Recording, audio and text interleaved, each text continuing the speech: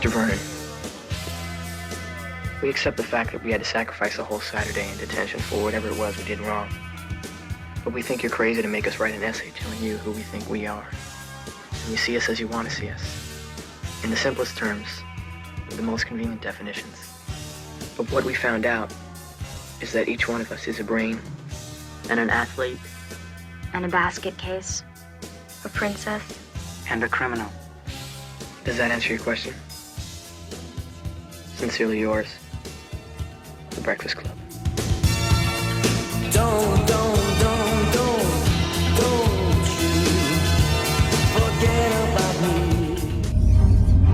A long time ago, in a galaxy far, far away. Feel, don't think. Fear is my ally. The Force will be with you. We are encouraged to love. Be mindful of your thoughts. I will not betray the Republic.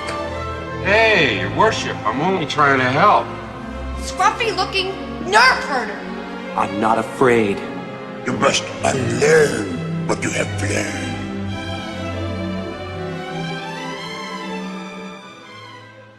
So, during a THR roundtable, Mark Hamill threw J.J. Abrams under the bus. Basically, opening up about the fact that he had wanted to have Han, Luke, and Leia on the screen together at the same time. And J.J. callously, and I mean this is callous, what he said. J.J. said, it's not Luke's story anymore. Okay. That's bullshit. And by saying something like that, basically this is where Star Wars ran into trouble because of JJ saying something like that. When you hear someone, I really wish we could actually have the moment Abrams said it, because you could tell by tone and cadence what that was underlying everything. And to me, when you say something like that to an actor who has been this character for decades, that it's not that character's story anymore, you have to be callous, and you have to be a person who doesn't care. You have to be someone who wasn't a fan to begin with. And look, back in the day when The Wrath of Khan was made, the director wasn't a fan of Star Trek, but he sat and watched all the seasons of the TV show and understood it and made a great movie. Obviously, J.J. Abrams, even if he did see the first three films, A New Hope, The Empire Strikes Back, and Return of the Jedi, he didn't understand it. He's not there to add to the mythology. He is not there to carry the story forward, even if Kathleen Kennedy said they wanted to move the stories forward. They didn't. They didn't. And the reason why they didn't is because they put woke shit in it. The writing was lazy. And, I'm going to say this. Without the input of George Lucas and without using his script treatments, they were going to flounder, and they did. Without George looking over Larry Kasdan's back and saying, no, you can't do that with this character. No, he should say this. No. I mean, there were times when George was wrong and Larry was right. But Larry has been wrong lots. And George stopped him a lot from doing things that would have hurt the story. And letting Kasdan and Abrams run amok because Disney had a timeline and Kennedy couldn't be bothered to actually understand what the actual hell they were doing. We got The Force Awakens. Now, you can sit there and scream at me, it made $1 billion. And $2 billion, who cares? is a shitty movie. When I think about it, and I think all the time I wasted trying to figure out what they were doing, and then JJ saying there was never a plan to begin with, they weren't trying to do anything. He literally was the inventor of Ray Nobody, right? He was literally the inventor of Ray Palpatine without realizing.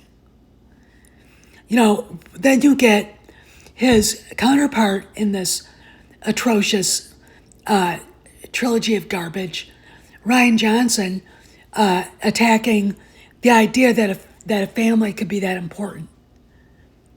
This is what happens when you have people that actually think humanity should be a collective. Get a hold of art. Get a hold of mythology. I'm going to do a video on why Star Wars is such a pillar in the culture. Maybe tomorrow. And the reason why it's something I've talked about, God, a long time ago. But with Kennedy on her way out, I feel like I should at least talk about what it really means, what the lore and mythology behind Star Wars really means. And I think Mark knows it. I think Harrison knows it. Carrie knew it. Everybody knew it. And they absolutely ruined it.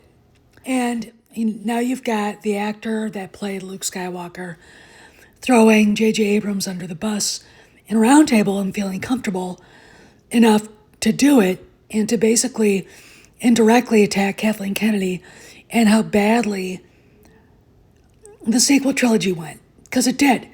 I mean, again, no plan.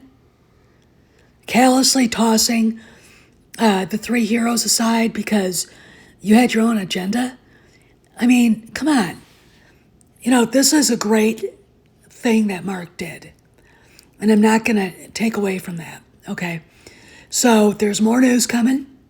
And after this video spot, we will go on. Do it for me, milady, please. The thought of keeping you is unbearable. I've been basking in it for the last 30 minutes. My God. I feel like a seafront village after the Vikings have left. So, a Sparrow scoop has been confirmed and vindicated from last year when it was reported at Cameron's Patreon that the original trilogy heroes will be at Galaxy's Edge. And we've seen stories that they're changing the format of the Millennium Falcon ride, etc.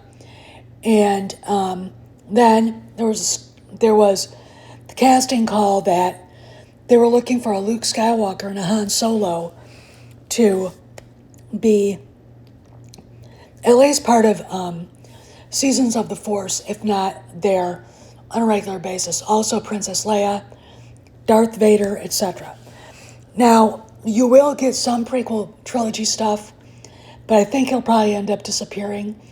They have yet to change Rise of the Resistance, and that's where you'll see the bimbo playing Rey, and Kyle Ron will just be animatronic, I think. He might be walking around there, I don't know.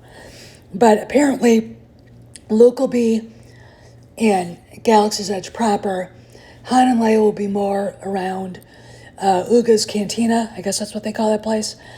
And so, you know, Chewbacca will be there. R2-D2 and C-3PO, which is understandable. And hopefully, Imperial Stormtroopers, not fucking new First Order weirdos.